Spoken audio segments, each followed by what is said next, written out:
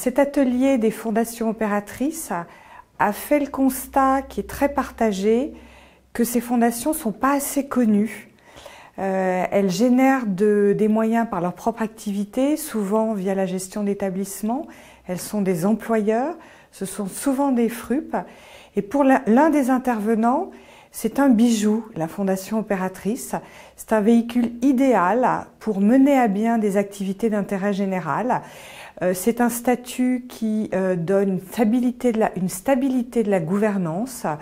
et qui donne de la pérennité aussi, donc qui permet de mener des actions de long terme. Et donc on a vraiment fait le constat qu'il faut que ces fondations fassent l'objet de plus de communication et que l'on ait également une action de plaidoyer qui nous permette de développer notamment le dialogue avec les décideurs et les responsables politiques. Cet atelier que nous avons eu, qui était relatif aux enjeux qui étaient communs aux fondations et également aux opportunités de collaboration, a fait ressortir un certain nombre d'enjeux intéressants, des enjeux en termes d'emploi, des enjeux également en termes de transformation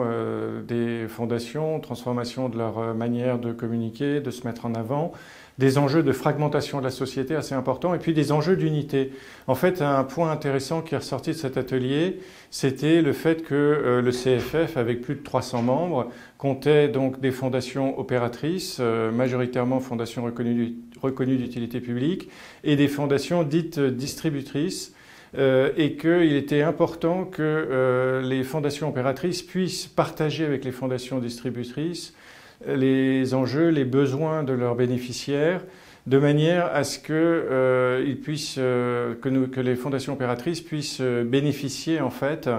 de l'appui des fondations distributrices en matière d'innovation, de lancement de nouveaux programmes, de nouveaux dispositifs, dans la mesure où c'est généralement à partir du moment où un programme a pu faire la preuve de son impact, parfois à très petite échelle, que les pouvoirs publics sont susceptibles d'être intéressés et de pérenniser une action. Donc vraiment, une piste sortie de cet atelier, c'est de capitaliser sur le volume aujourd'hui de membres de fondations au sein du CFF pour favoriser le dialogue et les synergies possibles entre fondations distributrices et fondations opératrices.